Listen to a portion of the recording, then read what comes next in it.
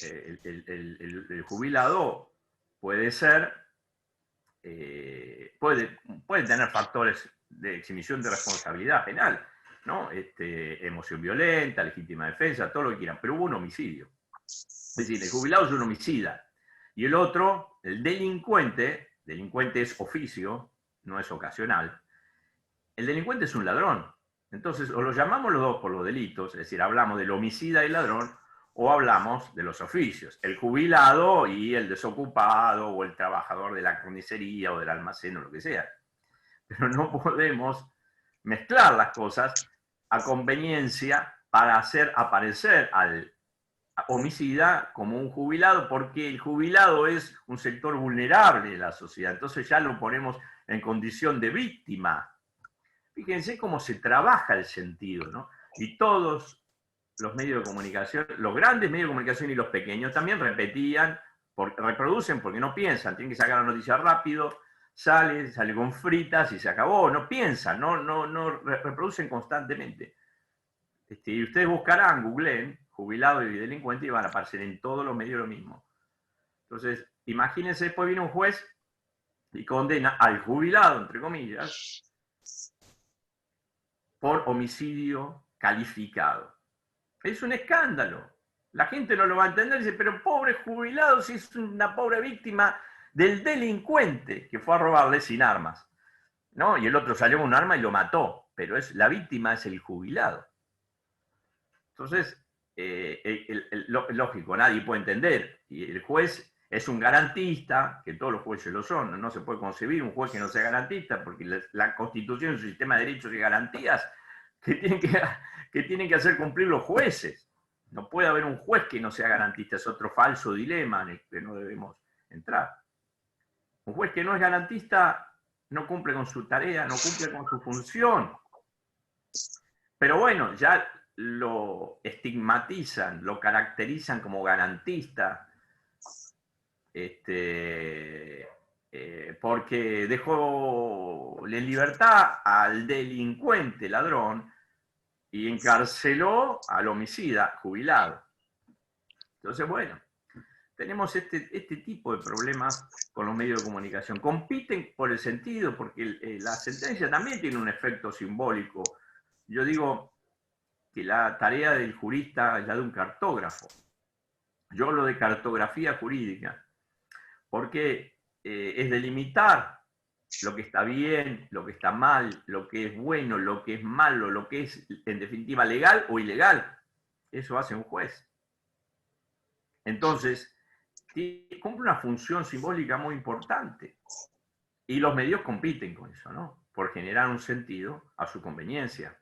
Entonces, cuando un juez falla a favor, ahí lo digo en ese artículo que mencionaba Juli, digo, bueno, cuando hay una sentencia que les favorece, dice la justicia, se ponen a la justicia a su lado, al valor simbólico, axiológico, la justicia de mi lado, la justicia decidió tal cosa. Ahora, cuando no le conviene, dicen, el polémico juez Arias, o quien sea, ¿no? El cuestionado, el controvertido, ya lo califican, ¿no? De antemano poniendo una situación de cuestionamiento. Entonces, fíjense cómo esa manipulación es gota a gota. No es que los medios atacan a un juez una vez y se acabó. Es gota a gota, es todos los días, siempre que pueden. Bueno, es muy difícil defenderse de eso. Los medios de comunicación, el poder económico que, digamos, banca universidades privadas, que tiene sus institutos especializados, que paga cursos y maestrías en el exterior, ¿no? Solventa, patrocina a sus, digamos, aliados en el pensamiento, ¿no? Muchos jueces parecen visitadores médicos, u operadores del derecho, ¿no? Parecen visitadores médicos. Y los medios de comunicación también, así como generan periodistas. Qué casualidad, los periodistas son todos liberales, ¿no?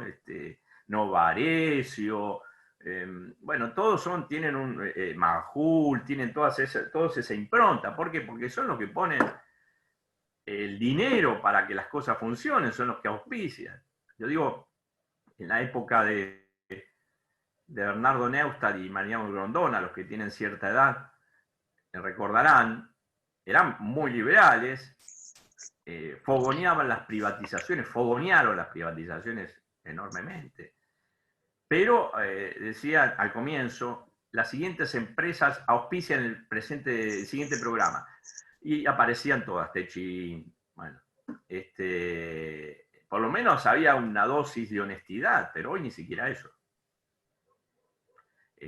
La verdad no se revela respecto de quiénes son los que patrocinan a los periodistas. Entonces aparecen los periodistas y los no periodistas, ¿no? Los decidores, los opinólogos, los doxófos, como lo llama Bourdieu.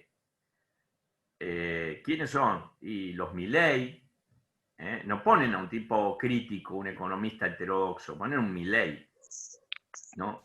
Ponen periodistas, ponen un Sapsay y le ponen chapa de constitucionalista, el constitucionalista Sapsay, ¿no? Entonces, pero porque buscan las voces que a ellos les conviene, que son afines a sus intereses económicos, porque los medios de comunicación son empresas, no son otra cosa.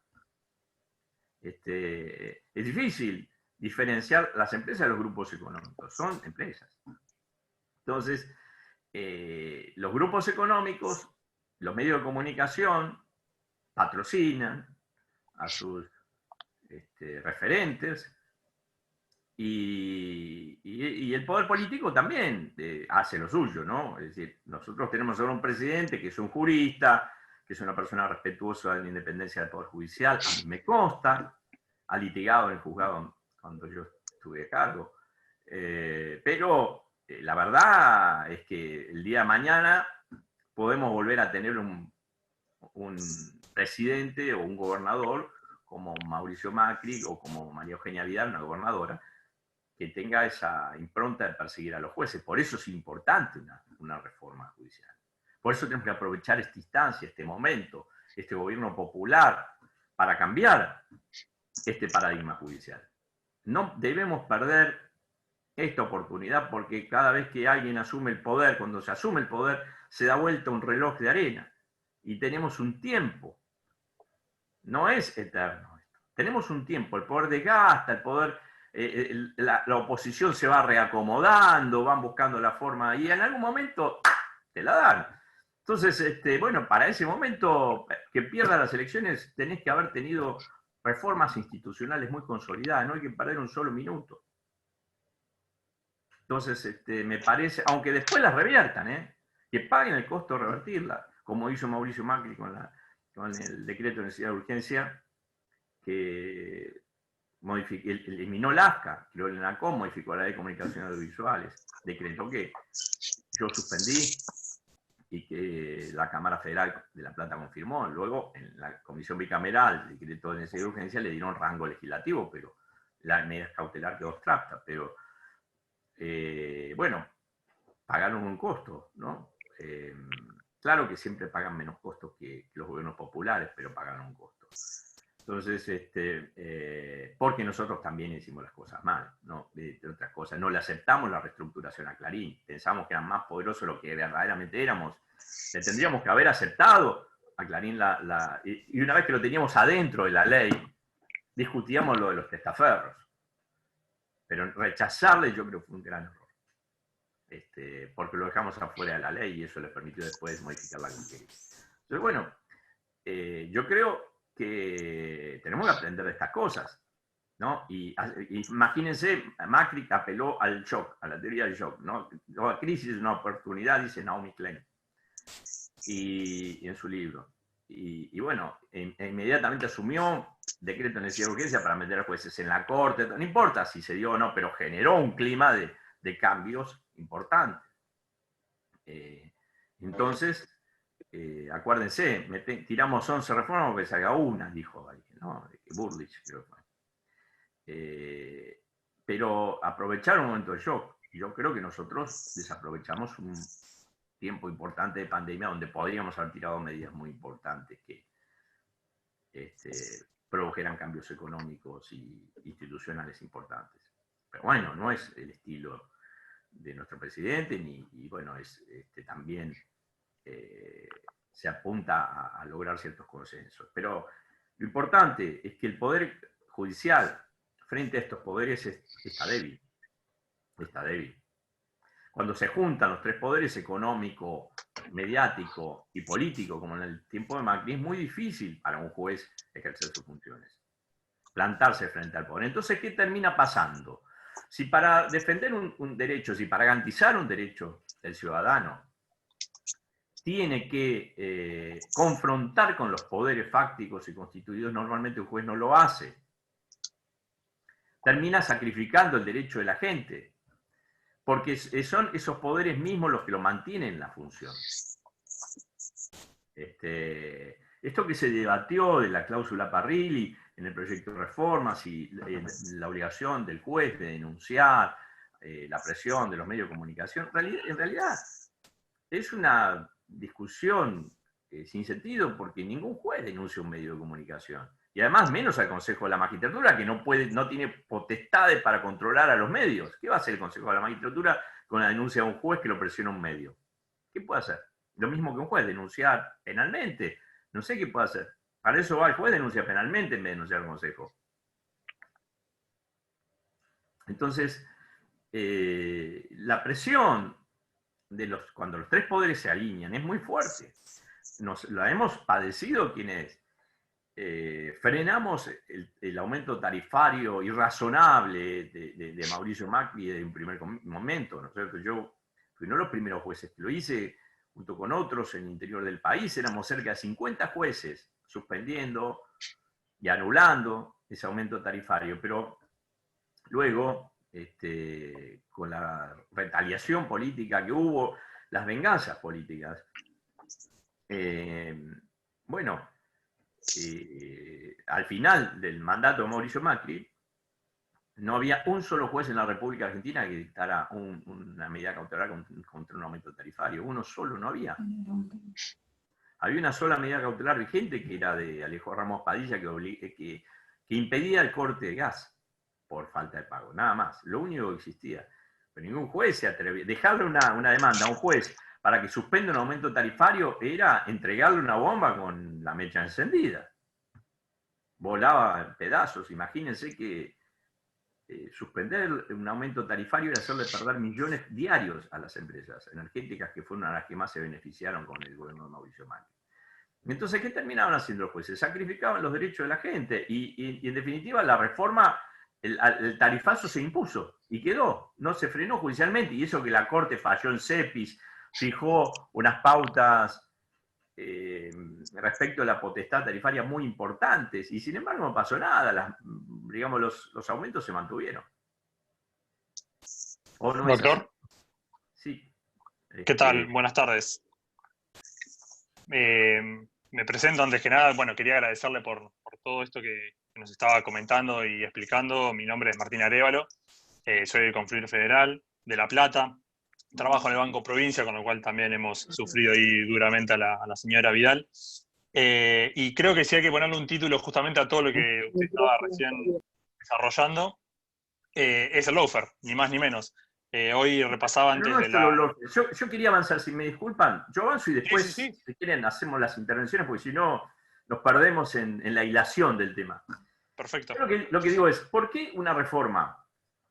¿Por qué una reforma? Bueno, porque necesitamos cambiar esta ecuación asimétrica del poder, que es lo que realmente hay que modificar en el Poder Judicial. ¿Cómo lo modificamos? Este es el punto, ¿cómo lo modificamos? Yo creo que, en primer lugar, hay que hacer un gran debate. Yo planteo 3 ejes fundamentales. Y discúlpame, Martín, después... No, por favor, por favor. 3 ejes fundamentales planteo yo. Pero quiero decir, en primer lugar, creo que hay una cuestión importante de metodología.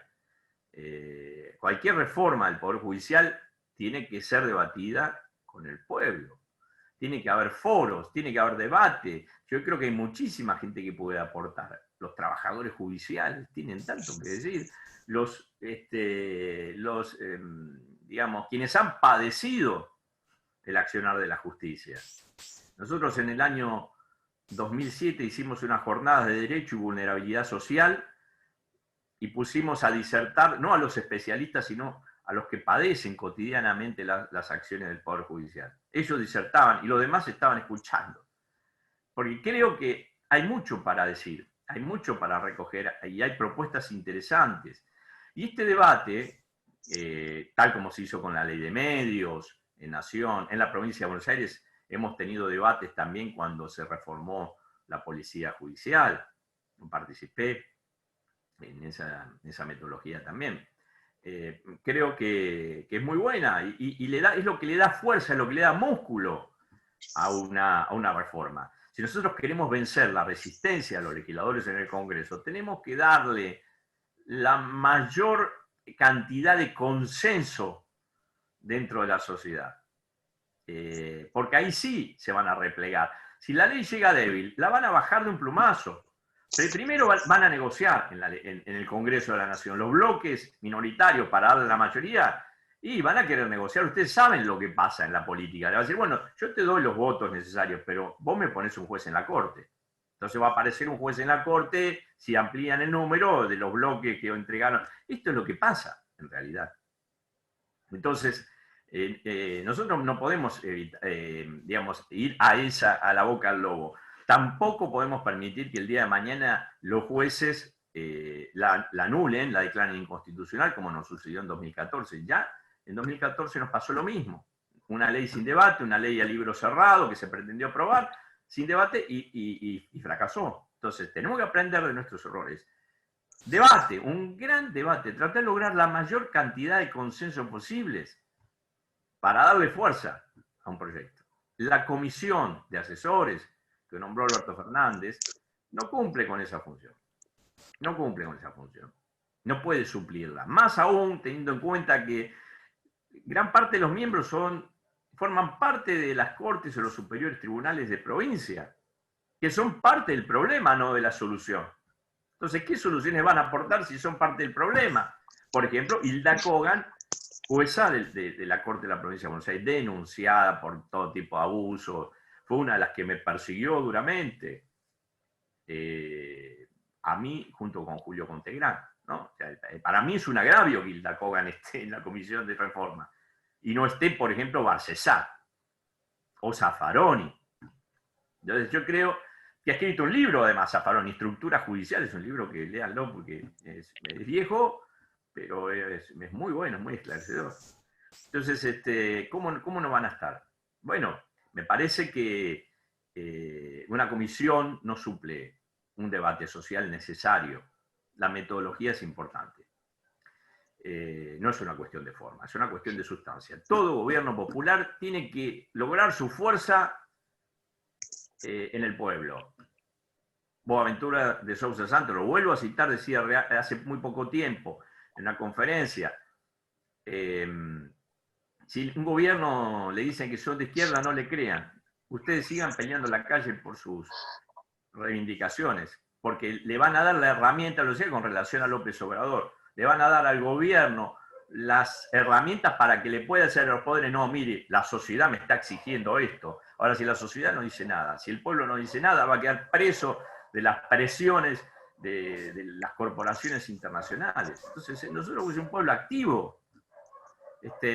No podemos tener un ejército disciplinado donde todos digamos que sí, no tengamos miedo de decir algo porque queremos acceder a cargos. No. Nosotros, el deber militante es señalar permanentemente el norte, el camino. Alberto mismo lo dijo, díganme a mí cuando yo tengo desvíos. Bueno, hay que aprovechar que tenemos un presidente que abre las puertas en ese sentido. Bueno, hay que ir y hay que plantear las cosas, ¿no?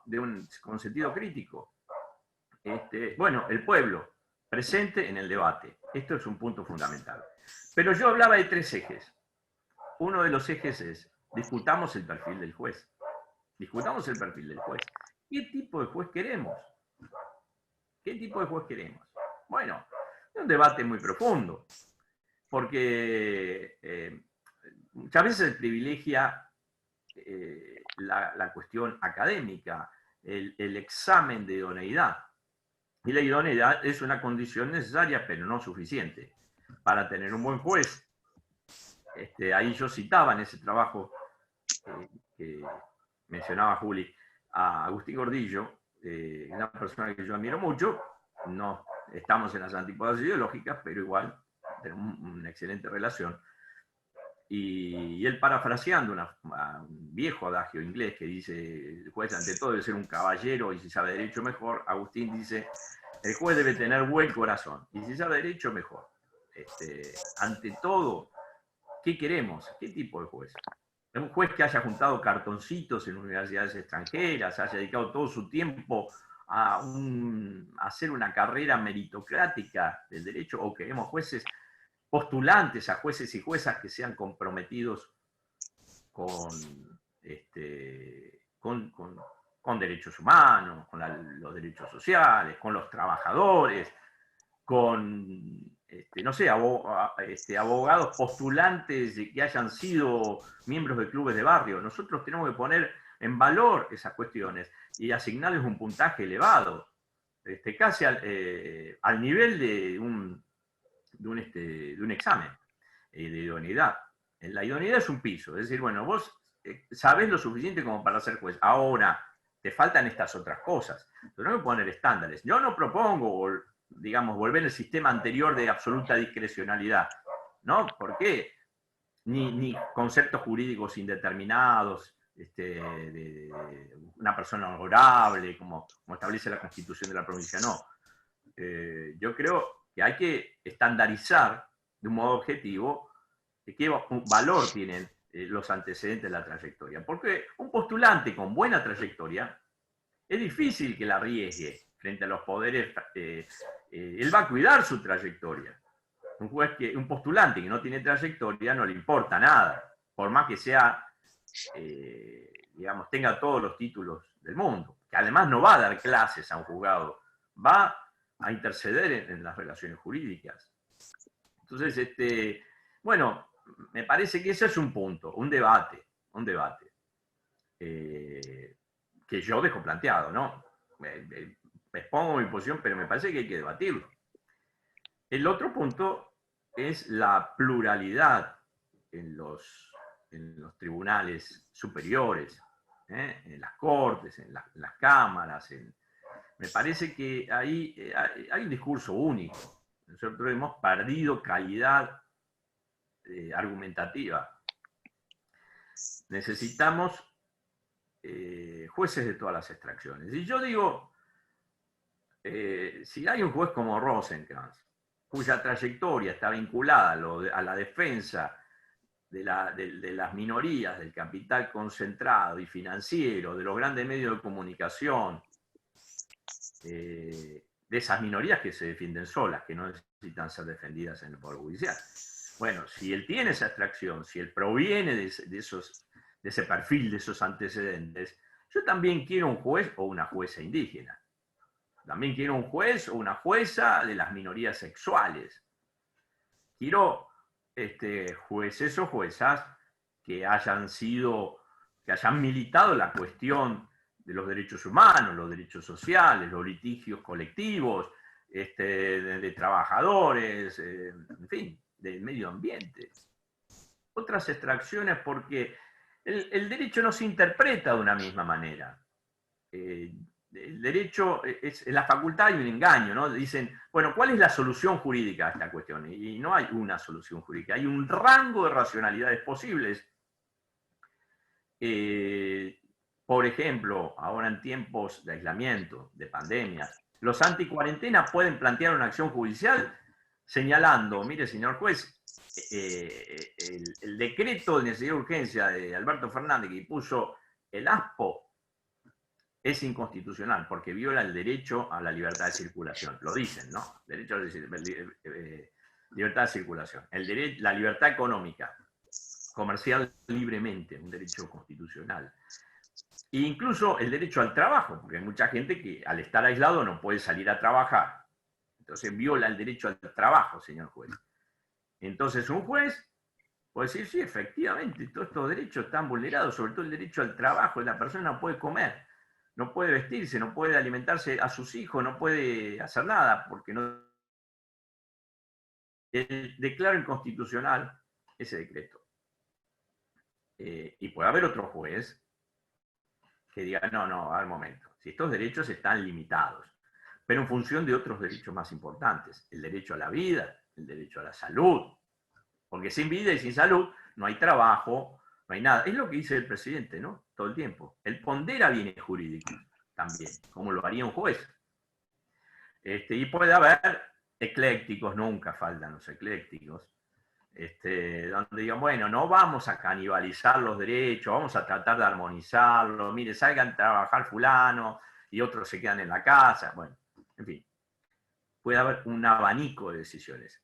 A nosotros nos podrá gustar una más, otros defenderán otras, pero lo cierto es que si son una derivación razonada del derecho vigente, todas son válidas. Todas son válidas. Ahora, ¿de qué depende que un juez decida? Se decida por una o por otra solución. Lo mismo en el derecho a la protesta, lo mismo podemos poner muchos ejemplos, ¿no? La protesta en tiempos cuando no hay aislamiento, la protesta en tiempos donde hay aislamiento, podemos hacer un montón de diferencias y poner en juego un montón de bienes jurídicos y de derechos. Bueno, ¿de qué depende? ¿De qué depende? ¿Qué les parece a ustedes? ¿De qué depende? Depende de la ideología. Depende de muchas cosas, ¿no? Hay jueces influenciables que van a decidir en función de la serie de Netflix que vieron la noche anterior, o si discutieron con su pareja a la mañana antes de salir, o con sus hijos. Pues hay múltiples factores, subjetivos, muchos factores subjetivos. Pero también la ideología, fundamentalmente. Ideología que no es partidaria, la ideología en el sentido de las ideas, de la forma de ver el mundo. Dice Zaffaroni en ese libro que les mencionaba, Estructuras Judiciales, editorial Ediar, creo que es del año 1987, por ahí. Dice, no decide lo mismo un juez socialista que un juez liberal, no decide lo mismo. En caso del aislamiento no va a decir lo mismo seguramente. Entonces, así como no deciden los gobiernos, igual, ¿no? Los liberales deciden de un modo, los gobiernos humanistas deciden de otro modo. Los humanistas como el peronismo, que es profundamente humanista. Entonces, bueno, vamos a tener diferencias. Entonces, lo que necesitamos es pluralidad. Pluralidad de visiones dentro del derecho porque eso enriquece el debate argumentativo, lo enriquece, mejora la calidad institucional. No podemos tener un discurso único con jueces todos de un mismo perfil ideológico, político. No hablo de partidos, hablo de ideologías. Los partidos es otra cosa. Un juez que decide en función de intereses partidarios ejerce un acto de corrupción. No se puede. ¿Cierto? Y lo digo también a las autoridades políticas, porque a mí me han criticado mucho porque yo fallaba contra Daniel Scioli en las inundaciones de La Plata, cuando escondieron la verdadera cantidad de muertos, en las tarifas. Ahora la Corte de la Nación acaba de confirmar un fallo mío respecto de APSA, y la provincia tiene que devolver 2.800 millones, cuando quiso desdoblar el aguinaldo, pero yo siempre fui coherente. Lo que yo digo, lo que pienso y lo que hago es una sola línea. Es coherencia frente a los distintos gobiernos. Yo lo voté a Daniel Scioli, pero eso no quiere decir que yo tenga que fallar a favor de Daniel Scioli, porque si no lo que ocurre es que los jueces, en general, y ustedes lo habrán visto, o los fiscales, actúan de un modo, cuando un gobierno cambia el gobierno y actúan y empiezan a procesar a lo del gobierno anterior, empiezan a fallar en contra de los actos para quedar bien con el nuevo gobierno, porque quieren verse favorecidos, congraciados con el poder político. Se intentan legitimar frente al poder político. ¿Por qué? Y porque el poder político, si quieren ser, son jueces de primera instancia, quieren ser camaristas. A mí no me gustaba ser camarista, tenía esa ventaja. Pero la mayoría de los jueces quieren ser camaristas, quieren hacer carrera judicial. Entonces necesitan estar bien con el poder político. Entonces no no ejercen su función en tiempo real. Siempre hay un delay de que es un periodo o 2 periodos constitucionales hasta que viene la oposición. Entonces ahí sí fallan contra uno anterior.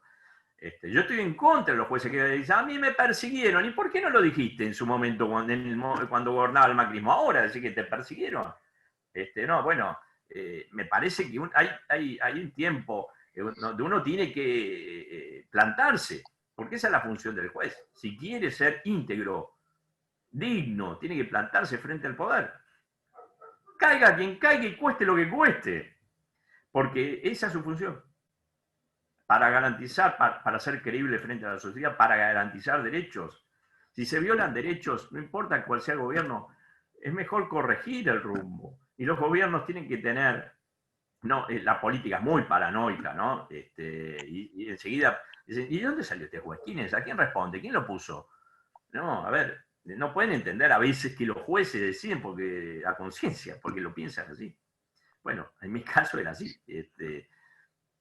Pero bueno, creo que el poder político, los medios de comunicación, el poder económico condicionan al juez. Entonces, bueno, recapitulando, porque no quiero ser muy largo, decíamos, la metodología, participación popular.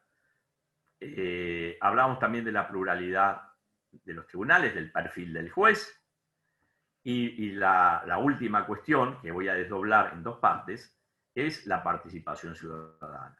Por esto que mencionaba Juli, ¿no? Que yo dije ahí, digamos, hablaba de la pandemia corporativa, que eso soluciona con altas dosis de democratización institucional. Bueno, yo creo que la participación del pueblo es lo que realmente hace una democracia real. No una democracia cooptada, mercantilizada, no, esa no es suficiente. ¿No? Nos llaman, después nos quejamos que la gente es apolítica, pero nosotros le cerramos las puertas del Estado, los llamamos a votar, le decimos vengan a votarme, hacemos el frente de todo y el gobierno de pocos, y porque le cerramos la puerta a todo el mundo. No, esto no puede ser. Esto no puede ser. Nosotros, hay que abrir las puertas a la sociedad. La sociedad, si el pueblo es el titular de la soberanía, tiene derecho a controlar. Ahora ya es una obligación legal, no solamente potestativa de los gobiernos. Surge de la Convención de Naciones Unidas contra la Corrupción. En su artículo 5, las medidas preventivas establece control ciudadano, participación ciudadana. Convención que entre paréntesis fue aprobada en el año 2006, durante el gobierno del kirchnerismo, ¿no? Esto no lo dicen los que lo critican de corrupción. Pero fue durante el gobierno del kirchnerismo que la Argentina adhirió a la Convención de Naciones Unidas contra la Corrupción, que establece, a diferencia de otras convenciones que hubo, una convención americana, establece medidas preventivas. Entonces, la participación ciudadana es fundamental, porque tenemos que salirnos del esquema de los 90. ¿Cuál era el esquema de los 90? Ponemos organismos intermedios, designados por el poder político, que responden al poder político o son cooptados por el poder económico. Entonces, no sirven de nada, ¿cierto? Me refiero a los entes reguladores, los órganos de control, el Consejo de la Magistratura, las Defensorías del Pueblo. No sirven para mucho, no sirven para mucho realmente. Porque se puede controlar muy fácilmente a un puñado de funcionarios, pero nadie puede controlar a 45 millones de personas. Y nadie va a defender mejor los derechos que nosotros mismos. Entonces, abramos las puertas en todo. Democraticemos el poder económico, por supuesto, pero democraticemos fundamentalmente las instituciones. Y este es un tiempo para hacerlo, porque, digamos, la economía está sufriendo una crisis global. Entonces, aprovechemos y hagamos reformas institucionales realmente relevantes. La fuerza de seguridad. La fuerza de seguridad tiene que ser controlada por el pueblo. El pueblo tiene derecho a la seguridad, tiene derecho, pero no en el sentido represivo que muchos le quieren asignar, en un sentido preventivo, de control, de mirar, de calificar al comisario. ¿Por qué? Imagínense qué importante si la gente pudiera calificar al comisario, al jefe, digamos, de calle. imagínense, y fuera eso tenido en cuenta para su ascenso. Porque ¿qué es lo que pasa en la actualidad? Un policía, hablo de la policía porque es más fácil verlo, pero también pasa con los jueces. Un policía puede tener muy buena voluntad, un aspirante, el policía sale de la escuela de policía, entra a ejercer funciones con toda la vocación, entre comillas, de servir a la gente, y al otro día el comisario le dice, anda a recaudar. Y no le puede decir que no, porque lo echan, o no asciende nunca más en la carrera. Pero imagínense si no solo dependiera del comisario, sino de la gente que lo califica. Sería diferente. El policía diría, no, mire, señor comisario, yo lamento mucho, usted quiere esto, pero la gente a mí me va a calificar mal el día de mañana. Si yo voy al comerciante y le pido que me ponga un dinero para que yo le preste el servicio de seguridad. Entonces, eso va a tender a legitimarse frente a la gente, no a su jefe. Bueno, lo mismo pasa con el Poder Judicial. Entonces, nosotros necesitamos abrir a la participación. ¿Y cómo abrimos a la participación? Bueno, dije que iba a desdoblar en dos este ítem. Uno que yo creo que tiene que ser fundamental es la audiencia pública. Y ustedes miran, sí, pero hay audiencia pública en lo federal. Sí, pero cuando está todo cocinado, cuando ya están las ternas realizadas, y se publica en el boletín oficial, nadie se entera. Nadie se entera, porque esta es la verdad. Anatole France decía, las leyes son como la salchicha, mejor no saber cómo se hace. Y la designación de los jueces también. ¿Por qué? Porque ahí entran los poderes corporativos. El poder político también actúa a veces corporativamente. Entonces, y se reúnen los representantes de los jueces, los representantes de los abogados, los representantes políticos, y dicen, bueno, yo te pongo hasta acá, pero vos poneme hasta allá, mi yerno se recibió de abogado, mi hija también, y no tienen trabajo, entonces, viste, yo te nombro, pero estas cosas que suceden cotidianamente en la política y que se la ve con toda normalidad, ¿no? Son verdaderos actos de corrupción, pero es así. Funciona así nuestra institucionalidad. Entonces nadie se entera, y cuanto menos se enteren, mejor.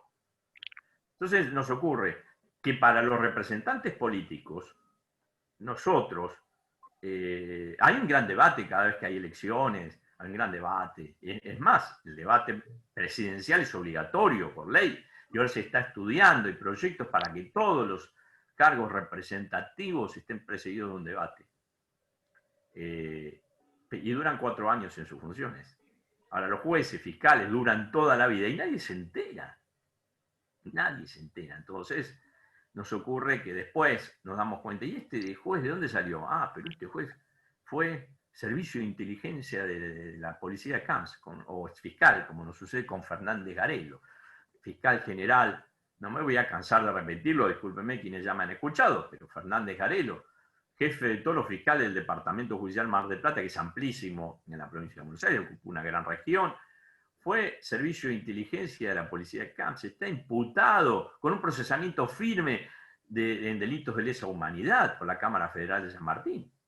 Y ese no lo toca a nadie, ¿eh? La Comisión por la Memoria durante 3 años consecutivos en su informe anual menciona el caso de él y el mío, ¿no? Contraponiéndolos. Entonces, a mí, ustedes saben, me destituyó el gobierno de María Eugenia Vidal. Ahora, Fernández Garelo no lo toca a nadie. ¿Por qué? Porque tiene protección política y tiene protección judicial. Pero la cuestión es, ¿cómo llegó hasta ahí? Si hubiera una audiencia pública y los organismos de derechos humanos pudieran presentarse, capaz que él ni se presenta como postulante. Porque dice, no, yo tengo un pasado oscuro que además ocultó,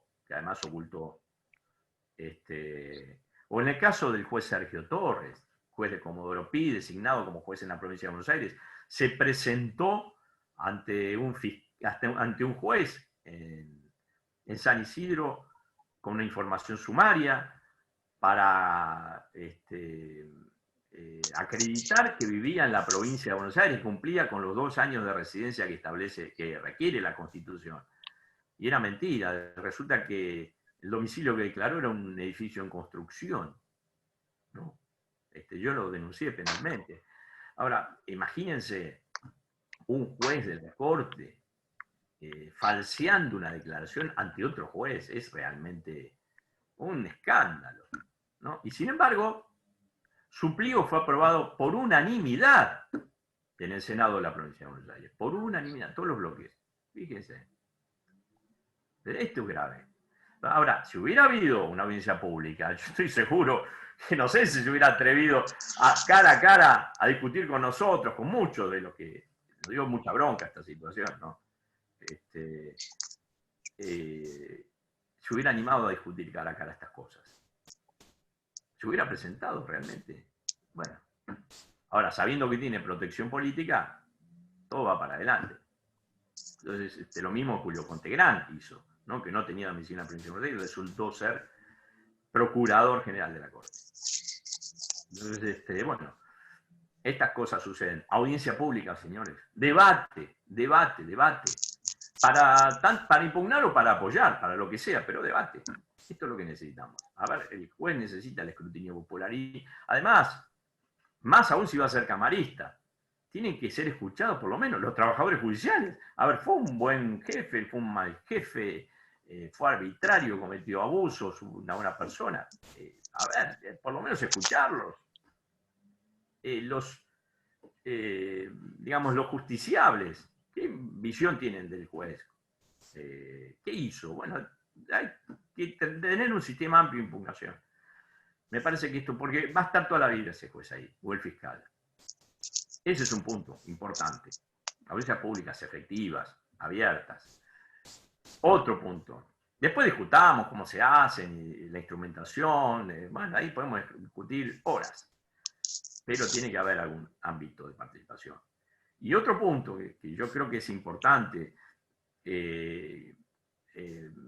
es generar un observatorio estatal integrado por la sociedad civil, organizaciones sociales, referentes jurídicos y sociales, trabajadores, organismos de derechos humanos, para que controlen, no con una finalidad represiva, no con una finalidad de destituir a nadie o de interferir en la función jurisdiccional, sino de señalar desvíos.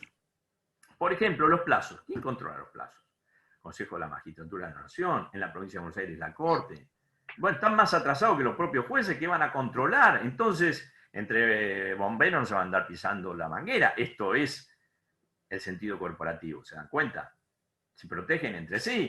Entonces, ¿qué termina pasando? Se naturaliza la demora.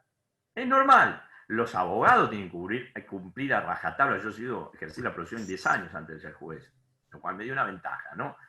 Pero los abogados tienen que cumplir. Los abogados te tenés que quedar toda la noche despierto porque tenés un vencimiento y bueno, tenés que hacerlo.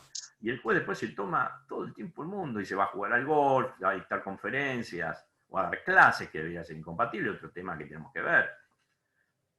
Y el Estado le está pagando un sueldo para que cumpla con un servicio. ¿Se puede tener un juzgado al día? Sí, se puede. Nosotros, y perdón por la expresión, pero nosotros teníamos 16.000 causas en trámite y estábamos al día, con un gran esfuerzo de los compañeros de trabajo, pero estábamos al día. Las medidas cautelares en materia de salud salían en el día, por ejemplo, ¿no? Bueno, es un punto. ¿Quién controla? El observatorio debería controlar, pero además los estándares internacionales tantos que hay, ¿no?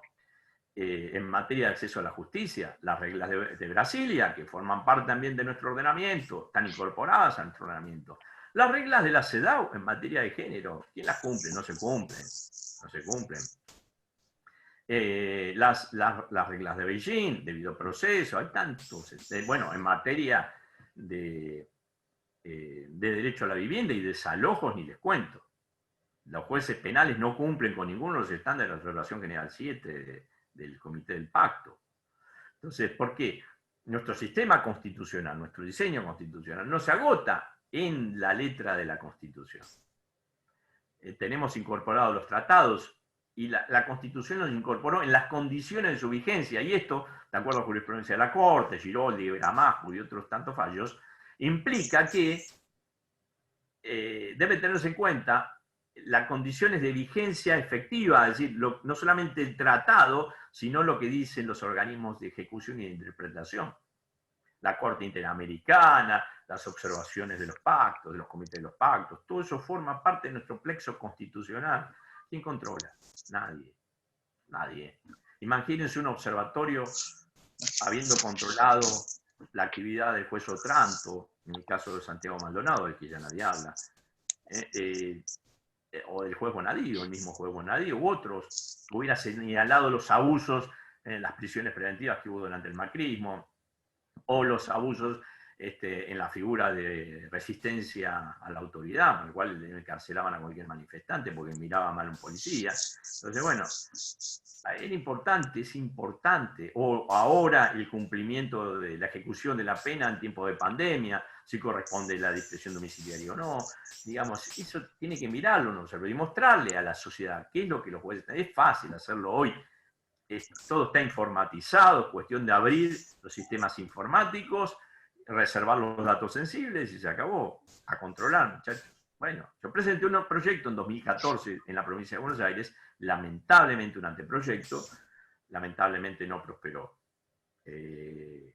Y bueno, creo que estas son las cuestiones principales. Los principales ejes que yo advierto, puede haber otros, ¿no? Pero me parece que el perfil del juez, por un lado, la pluralidad en los tribunales, sobre todo en las cortes, y la participación social para compensar estos desequilibrios en la ecuación de poder, me parecen que son las cuestiones fundamentales, centrales, que pueden llegar a cambiar el paradigma judicial. Esta reforma, este proyecto que viene señalado, no es una reforma, como se dijo, es un proyecto de reorganización de la justicia federal, del Poder Judicial Federal.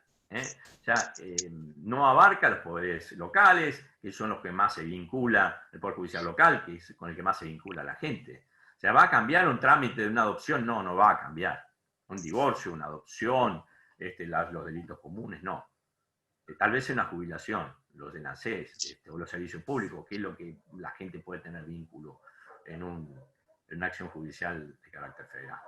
Pero bueno, este reordenamiento es importante para quitarle la hegemonía a Comodoro Pi, a los jueces de Comodoro Pi, y que se reparta entre más jueces las causas, porque la mayoría de las causas que se vinculan con la función pública, el ejercicio de la función pública, causas penales, ahí no hablo de contencioso administrativa porque no funciona el fuero, sino penante, a pesar de que es un fuero que hace al Estado de Derecho, ¿no? Porque el Estado de Derecho consiste en que los funcionarios se sometan a las reglas, al orden jurídico, y los jueces de no contencioso deberían controlar eso, no controlan nada. Son jueces de la patria contratista, lo único que hacen es condenar patrimonialmente al Estado, pero no ejercen funciones institucionales, no entran en las cuestiones institucionales normalmente. Entonces, hablo del fuero penal. El fuero penal es importante en el ejercicio de función pública y, lógicamente, el gobierno nacional tiene su sede en la capital federal y son los jueces federales de la capital federal, de la ciudad de Buenos Aires, quienes tienen competencia para, no el juez de Córdoba. Entonces, hay que ampliar esa base, no puede quedar en manos de 12 jueces que te tienen con la espada de Damocles en la cabeza, porque si los miras mal te procesan o te escrachan frente a los medios, ¿no? Y te condenan a los medios, aliados a los jueces. Entonces, bueno, eso hay que modificarlo, es muy importante. Esta reforma, este cambio de la justicia, este reordenamiento de la justicia federal, tiene ese efecto, es muy importante, es muy importante. Es muy importante la creación de órganos jurisdiccionales en el interior del país. Aquí en los centros urbanos no lo notamos, tenemos juzgados federales, pero en el interior del país a veces hay que hacer 400 kilómetros para interponer una demanda por una jubilación, o para demandar por una obra social, que también es competencia federal. Imagínense ustedes, frente a una urgencia, un medicamento que no cubre una prestación, que no cubre una obra social, hay que ir de 400 kilómetros, no sirve, no hay una justicia efectiva, no hay una tutela judicial efectiva, pero además, bueno, las cámaras de La Rioja, Catamarca, hay que ir a Córdoba, entonces hay que hay que ampliar eso, hay que buscar una organización más equilibrada, más federal, y en eso verdaderamente estoy de acuerdo. No estoy de acuerdo tanto en las reglas deontológicas o éticas que están en el proyecto, porque son conceptos jurídicos indeterminados que pueden servir para la persecución en gobiernos que se decidan a eso, ¿no? Determinar qué es un buen juez, qué es un mal juez, que si se dejó presionar o no se dejó presionar, son cuestiones muy vagas que yo creo que depende en manos de quién esté en esa interpretación, ese control, como para ejercerlas prudentemente. Es un arma peligrosa, me parece a mí. Lo hemos discutido en una jornada que hicieron en México, con muchos jueces de todos lados. Hemos tenido un gran debate sobre este tema de las reglas deontológicas. Y creo que hay que ser muy, muy prudentes, muy puntuales tienen que ser esas reglas, muy estrictas. Y aquí se han tomado algunos estándares internacionales, sí, pero, reitero, son peligrosos. Y bueno, el cambio del sistema acusatorio, ¿no? Pasando del inquisitivo al acusatorio es muy importante, es una cuestión técnica, le quita a los jueces la facultad de instrucción, se la entrega a los fiscales, eso bueno, sí, es bueno, pero en la provincia de Buenos Aires ya se hizo hace muchos años, en el 98, y realmente las cosas no cambiaron, porque los fiscales terminaron haciendo lo mismo que antes los jueces, le entregaron a la policía, le siguen entregando a la policía la facultad de instrucción. Entonces creamos la policía judicial, digamos, bueno, basta. Los jueces le entregaban la función de instrucción a la policía, le firmaban verdaderos cheques en blanco y por eso se pusieron los fiscales para que cumplan esa tarea de instrucción. Resulta que los fiscales hicieron lo mismo que hacían ante los jueces, entonces creamos la policía judicial. La policía judicial espero que no haga lo mismo. Lamentablemente está frenada la implementación. La policía no debe tener facultad de instrucción. La policía está para prevenir delitos, no para otra cosa. Pero, bueno, es una reforma que también tiene que ver todos los auxiliares del Poder Judicial, ¿no? Los servicios de inteligencia, como se está trabajando arduamente, es un aporte importante la modificación de la AFI. Esperemos que en la provincia prospere también la causa que hay contra María Eugenia Vidal y Guerra por el espionaje ilegal que se hizo, cosa que está bastante sobrellevada por los medios. Y bueno, también la policía es una herramienta importante porque muchas veces los jueces delegan sus facultades investigativas. Así que necesitamos una reforma urgente, necesitamos una reforma integral y ojalá podamos discutirla durante esta gestión de gobierno. Muchas gracias. Gracias, doctor. La verdad que muy, muy claro. Y yo tenía anotadas un par de preguntas, pero bueno, la verdad que las ha ido contestando, que yo las pensé hoy a la tarde. Antes de hacer una mini reflexión y hacerle sí una pregunta que no lo ha dicho por ahora, por suerte esa pregunta no la taché. Quería agradecer a los compañeros de Nos Une la Patria por organizar la charla, por invitarlo a usted por el tiempo de dedicarnos a esclarecer estos temas. Para mí es importantísimo hacer hincapié en que esto no es una reforma judicial. Lo primero es que es un ordenamiento de la justicia federal. Y hoy pensaba a la tarde la diferencia entre, justamente la justicia federal y la justicia unitaria, que son los 12 de Comodoro Pi, ¿no? Hacer hincapié en eso, un mini caso de lo que fue, que está en el libro del doctor y compañero Bielsa sobre Francisco Netri, que era un abogado que lo que hacía quería que aquellos que alquilaban paguen un poquito menos, diríamos, ¿no? Y que no se lo lleven todos lo que tienen las tierras. Por supuesto que se lo difamó, se lo calumnió, hasta que se lo mató y que en su velatorio no vaya nadie. Eso, tiene que ver justamente con el poder económico, la prensa, los tribunales, sobre los militantes de una causa popular o que tratan de defender justamente a los más débiles. Con lo cual quería decir con esto que la fake news y todo esto del lawfare no es de ahora, por supuesto, lo que estaba contando desde 1912, que pasó en Santa Fe, dejarlo como reflexión. Y lo que le quería preguntar en particular a este ordenamiento de la justicia federal, su opinión sobre lo que se pensaba en un principio, que después no terminó siendo la unión del contencioso administrativo federal con el civil comercial federal. ¿Cuál es su opinión? Y que si bien, esto es para no caer en la trampa de los medios masivos de comunicación y de la derecha, que dicen, no, van a aumentar lo de la Corte para la impunidad, qué sé yo, pero sí discutir, usted decía que la composición de la Suprema Corte, cómo tiene que ser, pero en base al número, me gustaría saber qué opinión tiene. Y muchas gracias. Bueno, ante todo vos mencionaste un tema que también merece una discusión particular en Argentina, que es la cuestión de la tierra y su especulación, ¿no? Es uno de los temas pendientes, lo dejo como una postilla, como una cosa que en algún momento, pronto vamos a dar una charla sobre eso también. 7 de los cargos que a mí inventaron, porque en realidad para destituirme no tenían ninguna excusa, yo, como le digo, era un juzgado que estaba al día, no teníamos denuncias de particulares de abogados, al contrario, los abogados nos elegían en una encuesta que hace el Colegio de Abogados, que digamos es amarillo, pero nos elegían los abogados el mejor juzgado todos los años, 5 años consecutivos.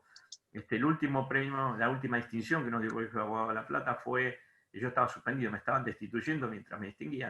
Bueno, esto pasó, me destituyeron por el contenido de mis sentencias, todas protectorias de derechos fundamentales, y 5 de ellas tuvieron que ver con la cuestión de tierras. Entonces, la cuestión de las tierras, los desalojos masivos, las ocupaciones de las que ahora tanto se habla, es una cuestión que merece un debate profundo también en la Argentina.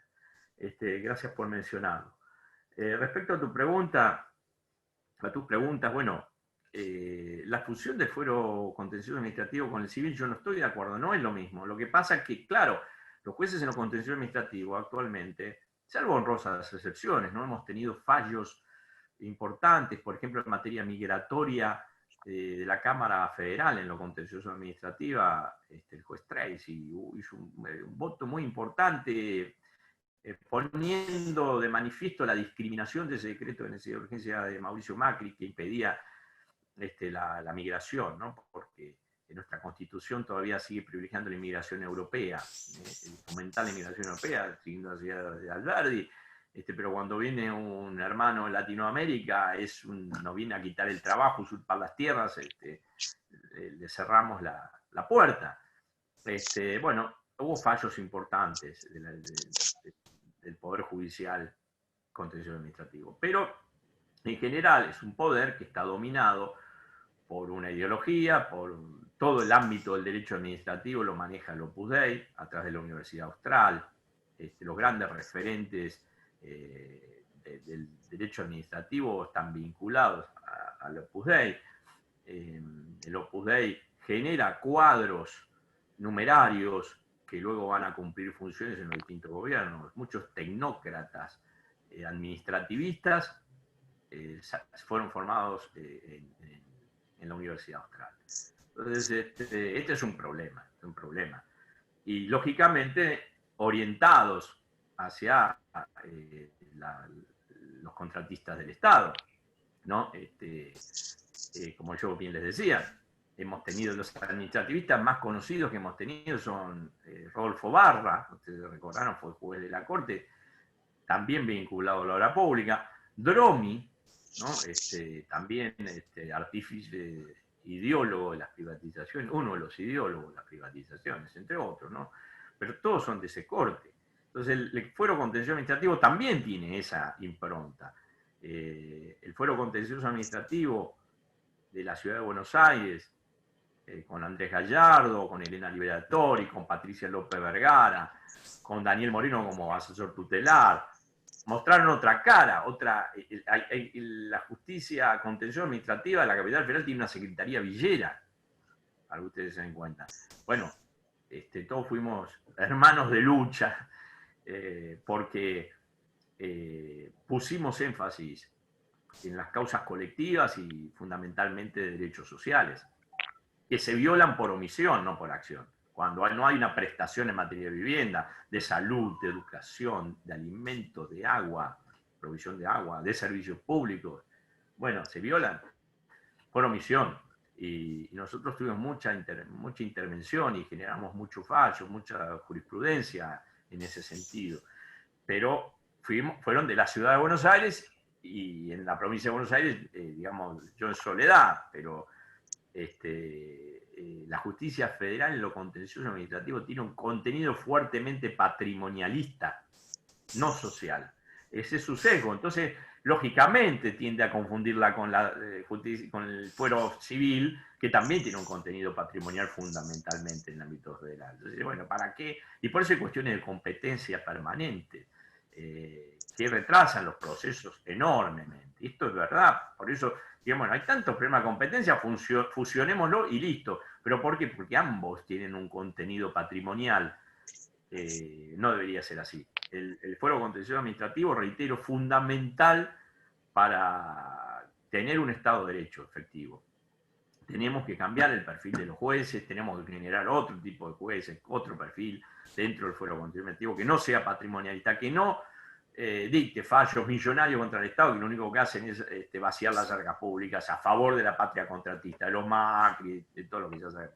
No, señor, un fuero que controle la legalidad en tiempo real, es decir, si hay decretos que se exceden, que violan derechos, sobre todo derechos sociales, que esté presente un fuero que no tenga ese contenido estrictamente patrimonial. Porque lógicamente, así como está, todo el mundo va a pensar, bueno, si los dos son patrimoniales, lo fusionamos y listo. Creo que fue un error. No se atacaron las causas, se atacaron los efectos de una problemática que afecta específicamente al fuero contencioso. Luis, y la otra pregunta, no me acuerdo.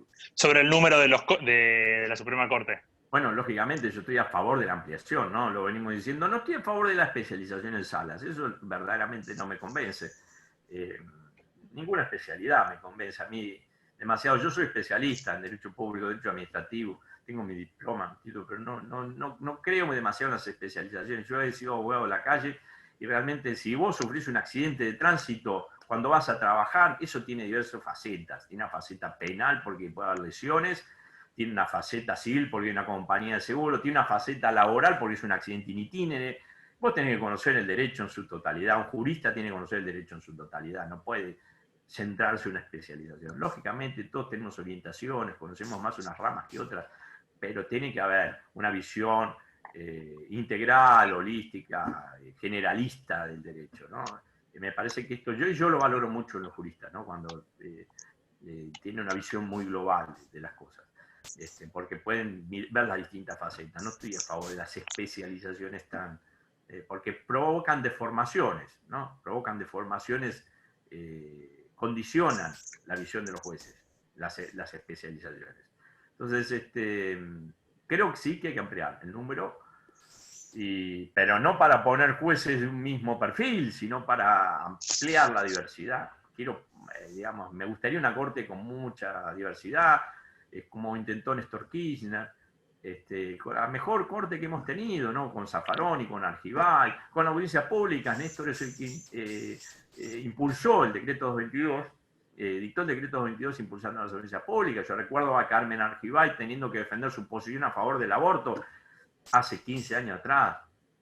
Entonces, bueno, esto es importante, fueron avances importantes, generó una corte realmente diversa, con distintas perspectivas, y que hizo avanzar la jurisprudencia. Fue para mí la mejor corte que tuvimos en todos los tiempos. Pero en base a la diversidad. En base a la diversidad. Luis, ¿cómo estás, compañero? Jonathan. No te veo. ¿Dónde? ¿Ahí me ves? Ahí está, ahora sí. Ahí está. Quería comentarte, Luis, te manda saludos Martín Vizcarra, ex secretario general de Judiciales de La Plata. Ah, sí. También nombrar a los compañeros de la Martín Fierro de Loma de Zamora, a Ezequiel Reina Fe, que nos prestó la sala esta vez. Bien. Encuentro de la Militancia Judicial de La Plata, al Frente de Abogados de La Plata, a la Juventud Peronista de La Plata, al Instituto de Políticas Públicas Eva Duarte, a la gente de Confluir Federal, que está Martín Arévalo representándolos, al compañero Fellner también que está por ahí, a la Juventud Peronista del Banco Provincia de La Plata, a la agrupación Gaucho Rivero de Loma de Zamora, a Rubén Ciuró, que está el compañero también, a Andrés Fernández, asesor de la Gerencia General del Banco Provincia, a Ezequiel Carísimo, concejal de Loma de Zamora, y quería, Luis, pasarte a una compañera que nosotros estamos acá en Lomas de Zamora siempre, y fue una de las compañeras que pudo llevar el reclamo de los clubes de barrio desde el Club Defensores de Banfield. Hoy en día es la presidenta del Consejo de Lomas de Zamora, la compañera Marina Lesi, para que también es abogada y que la pueda saludar, también que tuviste mucho que ver con eso. ¿Cómo no? Gracias, Johnny. Bueno, buenas tardes a todos y a todas y a todes. Un placer escucharlo, doctora, absolutamente. Desde mi lugar, obviamente, creo que tengo tantas ideas después de escucharlo, desde mi lugar, obviamente, de dirigente. Ese famoso primer fallo contra el tarifazo que usted dictó y que más allá de después público al que impactó propiamente dicho, la facultad que tienen los jueces y las juezas de poner en agenda temas y esa gran responsabilidad también, ¿no? Eso creo que es muy importante, sobre todo para los sectores a los cuales el acceso a la justicia le es complejo, particularmente que eso también es para repensarlo. Existen muchos patrocinios gratuitos, pero a los clubes o a las asociaciones civiles, el tema de al ser una persona jurídica no está sencillo encontrar un patrocinio jurídico gratuito. Y me acuerdo en su momento de haber consultado con un grupo como de 20 clubes de Lomas de Zamora para iniciar un amparo o alguna acción. En ese momento estábamos estudiando por dónde ir. Imposible de costearlo, ¿no? Imposible de costearlo, y la responsabilidad que han tenido muchas veces en instalar los temas en agenda. Después ya hay cosas que se caen de maduro, ¿no? Y que no debatimos. Yo le voy a contar, usted decía hace un ratito que antes de ser juez fue 10 años profesional de la matrícula, y me quedé con esto que usted decía del valor agregado que podría ser en los puntajes, estas referencias territoriales, no académicas, que no se tienen en cuenta, y usted justo puso el ejemplo de cómo podría ser un juez, por ejemplo, dirigente de un club de barrio y ese valor agregado. Pequeña anécdota, ¿no? Pero sin ningún tipo de lobby ni sostuviera en ese momento absolutamente abogada de la matrícula, di el examen concursé para jueza del trabajo y aprobé el examen, después luego di el coloquio, e inocentemente, hace ya unos cuantos años, es terrible con la desfachatez que a uno le cuentan, ¿no? El proceso de selección de los jueces. Porque una vez que vos lo aprobabas, decías, bueno, ¿y ahora cómo sigue? No, y ahora empieza todo el lobby, buscar los apoyos y demás para llegar a una terna. Y con una desfachatez que tenemos tan naturalizada, que celebro estos encuentros y te agradezco a vos, Johnny, y a todos los compañeros ponérnoslo a reflexionar. Nos vamos a lo macro y a los...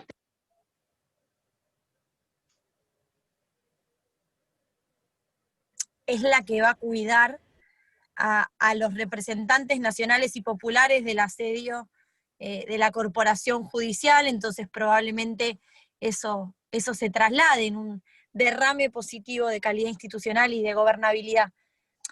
Pero no es la justicia probablemente que le cambie la vida al vecino y a la vecina. Y en todos los fueros sucede eso creo que me quedaba con eso, ¿no? Que usted decía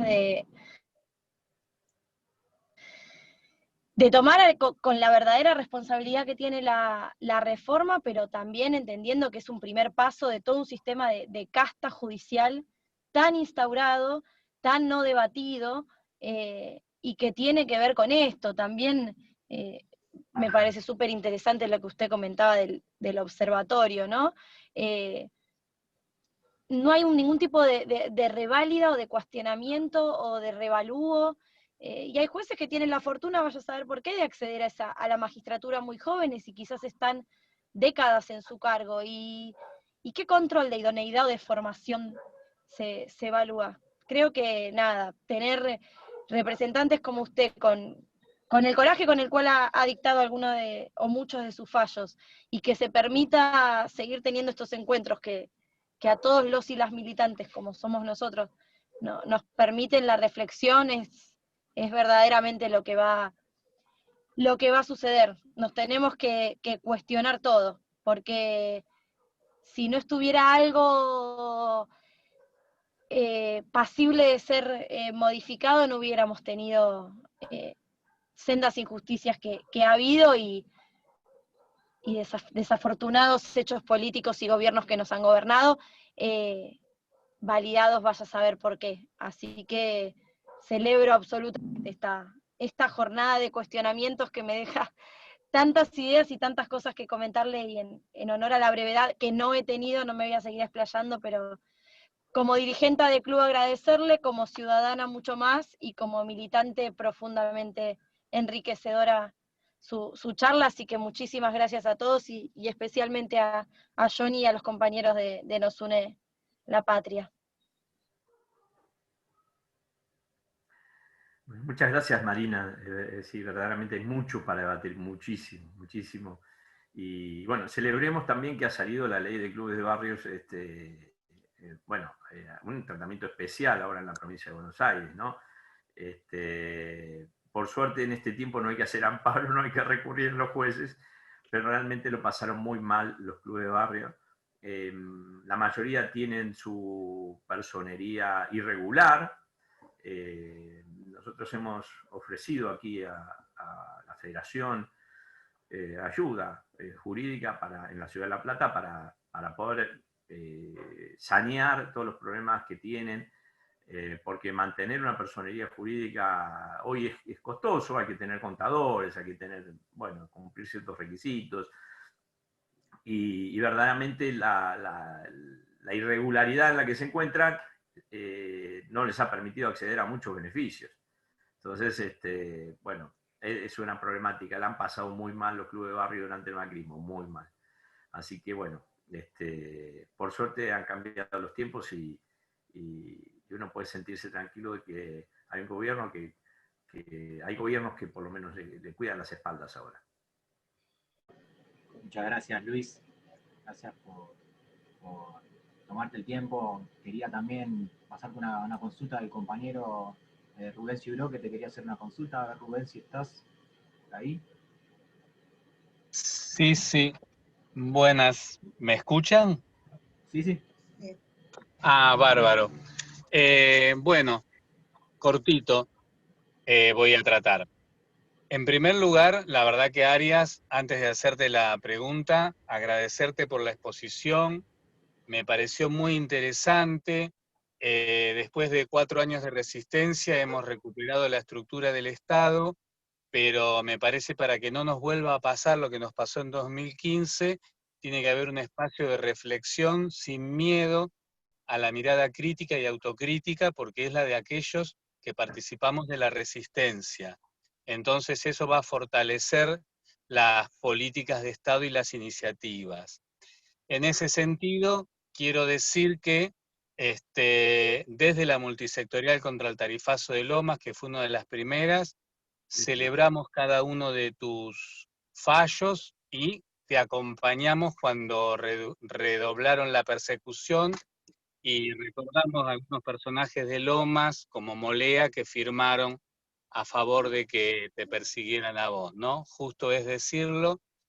Y también disfrutamos de tu guitarra luego del encuentro de multisectoriales en Rosario. Luis, dijiste una cosa que venimos debatiendo otros trabajadores en un espacio que mi compañero Pérez Guillén de CTA Provincia, que también está acá, nos ha invitado a participar, un encuentro de trabajadores por la reforma. Dijiste esto de la necesidad de que haya espacios de participación popular para debatir y sostener la reforma, que como decía otro compañero es un reordenamiento, pero este poder judicial es tan cerrado, tan de casta, que ni siquiera un reordenamiento que sería democratizador, porque que haya más juzgados para el ciudadano común, de a pie, la verdad que eso ya es bueno, digo, más allá de todas las otras cosas que hacer. Vos hablaste de participación popular, lo del observatorio es interesante. Si tenés algún otro tipo de propuesta, sería interesante que la compartas acá. Y bueno, si no, a través del compañero Jonathan, al que le agradezco la invitación, seguramente podremos no sé, compartirla, pensar juntos y accionarla, porque es momento de acción. Y por otro lado tocaste un punto que me interesa resaltar, que es el de la seguridad, que nosotros denominamos seguridad democrática, con otros compañeros en Lomas, fiscales del territorio, sindicales, hemos participado hasta 2015 de una red de seguridad democrática. Nos parece que el reordenamiento judicial tiene que ser englobado en una cuestión de profundización de políticas estatales de seguridad democrática que incluyan meterle el bisturí a la policía, pero que no se agotan solamente en eso, por ponerle el nombre a lo que vos dijiste y por supuesto por ponerle el cuerpo. Bueno, Luis, gracias, disfrutaremos de tus zambas otra vez, no sé, pero tus fallos fueron muy celebrados, incluso los de antes de 2015, porque eso también es justo decirlo.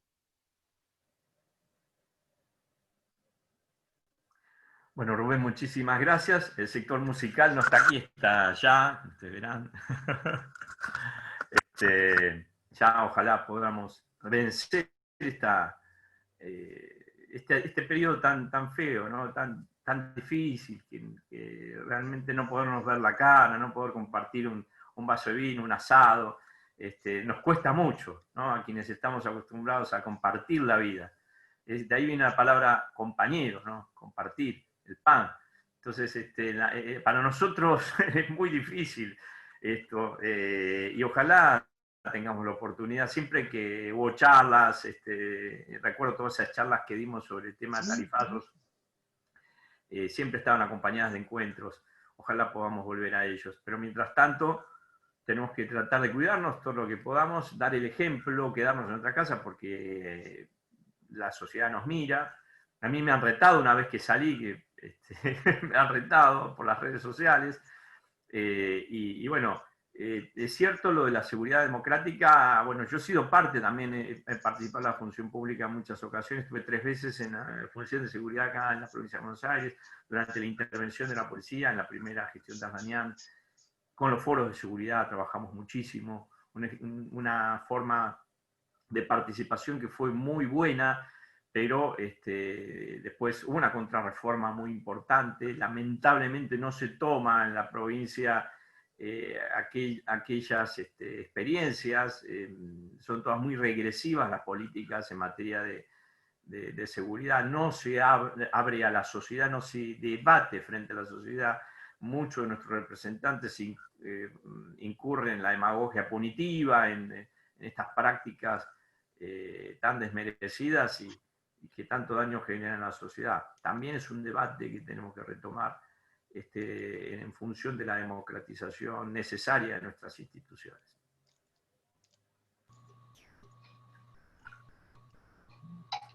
Bueno, ¿alguien quiere hacer alguna charla? ¿Quiere preguntar algo? La compañera Titi Pedemonte, Seba. Bueno. Sí, adelante. Adelante, Titi. Hola, ¿qué tal? ¿Me escuchan? Sí, sí. ¿Me escuchan? Sí, se escucha. Bueno, ¿qué tal, doctor Arias?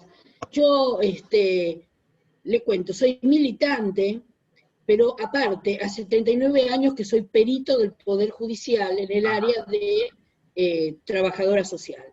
Con lo cual, estoy en un punto muy importante, porque conozco lo que sucede en la ciudadanía y lo que pasa en la justicia, que usted ya ni hablo porque ya lo dijo. Desde el año 74 estoy entregando proyectos para que el Poder Judicial suba a los barrios, escuche este término, no baje, suba a los barrios, a contarle a su gente, a quien tiene que responderle, cómo funciona. Nosotros damos por supuesto que la gente conoce las leyes, y nosotros nos estamos manejando en su gran mayoría con personas que vienen del interior, de otros países inclusive, que tienen otras formas de organizar su comunidad. Entonces es importantísimo, y esto que usted dice me parece fundamental, de la participación ciudadana en la elaboración de las leyes, pero hay que contarle lo que son las leyes. hay que salir a explicar qué son las leyes. Nosotros no podemos exigirle que la conozcan si no nos damos a conocer plenamente. No sé usted qué piensa de esto que yo le comento. Bueno, sí, por supuesto hay que generar poder social, hay que generar poder popular. La forma de generar poder popular, aquello que tanto se hablaba de empoderar en su momento, es lo que hay que hacer, es lo que puede vencer las resistencias de los que no quieren cambios, ¿no? Me parece que yo creo que hay mucha gente de buena fe que reitera, repite cosas sin sentido, como que la reforma es para la impunidad de Cristina. Y bueno, el macrismo nos aportó algo muy importante, que es nuestra capacidad de tolerancia y reflexión colectiva. Creo que todos y todas tuvimos esa experiencia de empezar a preguntar, ¿no? El ejercicio de la mayéutica socrática.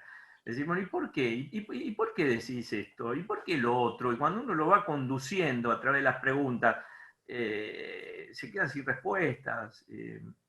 Porque, claro, tienen prejuicios, pensamientos anticipados, pero está bueno el debate. Por eso es necesario el debate. Sí, claro, yo creo que, reitero, todo gobierno popular, todo gobierno que se autoproclame como popular, su fuerza tiene que basarse en el pueblo.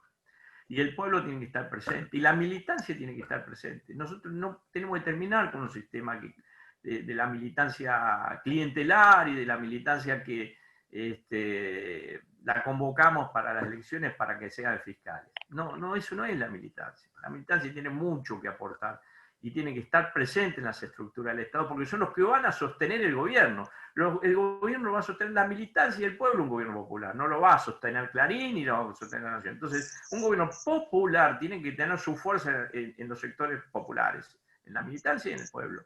Y el debate tiene que estar ahí, porque esa es la única forma de vencer las resistencias corporativas. Así que sí, por supuesto que comparto. Bueno, buenísimo. Juli, Martín, o algún otro compañero, alguna pregunta medio breve. No, yo no pregunto, sino también una reflexión muy corta, pero es redundar en lo que decía recién el doctor.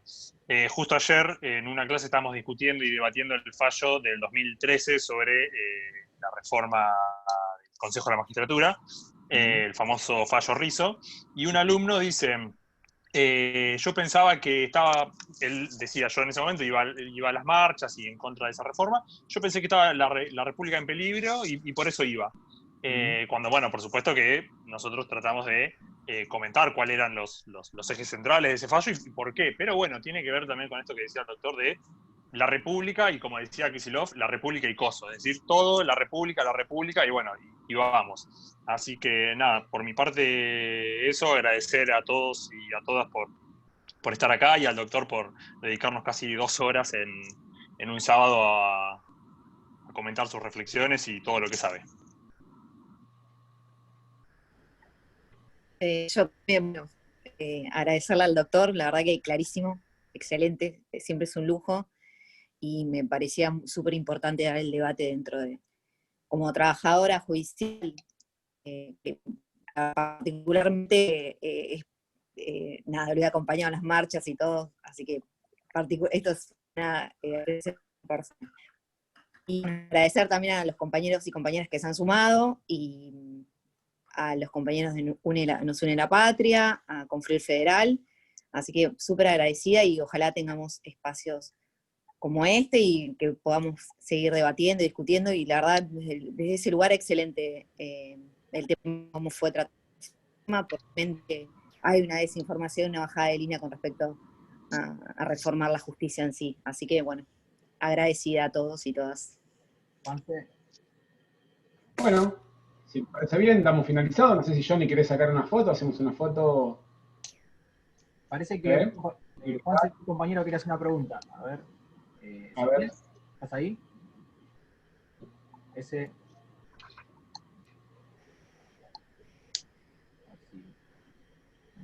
Ezequiel. No, bueno, solamente agradecer al doctor por la charla y bueno, por tantos años acompañando a las clases populares, y bueno, y poner el lomo cuando había que ponerlo. Solo eso, agradecer, y bueno, y contarle que soy de Lavallol, y acá tenemos 3 comisarios que están en fuga, así que el tema acá con la policía es muy difícil.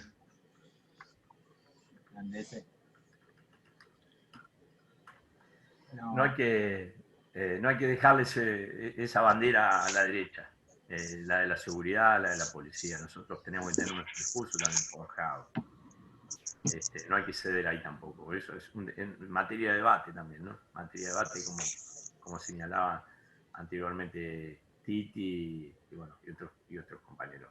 Me parece que es algo que hay que debatir, hay que generar una postura, ¿no es cierto? Y no permitir que nuestros propios compañeros se bandeen, ¿no? Que tomen ese discurso. Bueno, Rubén también lo había mencionado, sino que hay que exigir, como militantes hay que exigir. Yo no soy un militante más, ¿no? Después de mi institución me presenté como precandidato en las elecciones de La Plata y he tratado de aportar votos a este frente, ¿no? Ha espantado lo que pasó durante el macrismo. Pero sí, creo que tenemos el deber. Nadie tiene el derecho a criticar si eso no va acompañado con acciones. Y el lugar donde se cambian las cosas es la política. Entonces, si nosotros criticamos, tenemos que ser consecuentes y tener acciones conducentes a reformar eso mismo que criticamos. Porque critica cualquiera. El problema es qué hacemos frente a eso. Así que, bueno, ojalá. Yo noto una militancia muy activa, lamentablemente tengo que decirlo porque lo veo de esa manera, no hay en ciertos sectores políticos demasiada receptividad, pero hay que lograr, hay que tratar de que se incluya en el debate a todos los sectores. Bueno, Luis. Porque reitero, tenemos un tiempo, ¿no? Tenemos un tiempo. Es verdad. Bueno, Luis, muchísimas gracias por todo, a todos los que participaron, a Marina, no sé, Johnny, si querés hacer una foto. Sí, ahí breve. La compañera, compañeros, nos ponemos para la foto para que quede guardada para el Instagram. La compañera Carly, que seguramente está. Muchas gracias, Luis, por siempre estar a disposición de los compañeros, de los militantes de base, de los compañeros de los barrios. Muchas gracias, Luis, y nada, sabes el aprecio que te tengo, compañero. Yo también, Johnny, te agradezco mucho haber organizado esto. Este encuentro, la verdad, es muy valioso. Bueno, muchas gracias. Hasta luego. Un fuerte abrazo. Muchas gracias. Adiós. Gracias, compañeros, compañeras. Hasta pronto. Chao, Martín. Gracias. Gracias a todos, compañeros. Muchas gracias. Muchas gracias. Adiós, compañeros. Adiós. Chao, compañeros. Muchas gracias. Buenas noches. Muchas gracias. Muy buena la charla. Gracias, chicos. Muy buena la charla y la participación de todas las compañeras y compañeras. Los felicito. Muchas gracias. Muchas gracias. Gracias. Viva Perón, compañeros y compañeras. Viva Perón. Dale. Viva, viva. Gracias, Luis, y gracias a todas las compañeras y compañeros. Gracias por todo. Gracias por la charla. Seguiremos encontrando. Totalmente. Felicitaciones, Juli. Bueno. Felicitaciones a todos los que organizaron. Gracias. Vale. Gracias. Gracias, compañeros. Estamos bien. Gracias, Fabi. Chao, gracias, Martín, por la invitación. Saludos de Martín Vizcarra. Te veré pronto. Por el centro. Bueno, hasta pronto. Que se repita. Hasta pronto. Chao, chao, gracias. Hasta pronto. Hasta pronto,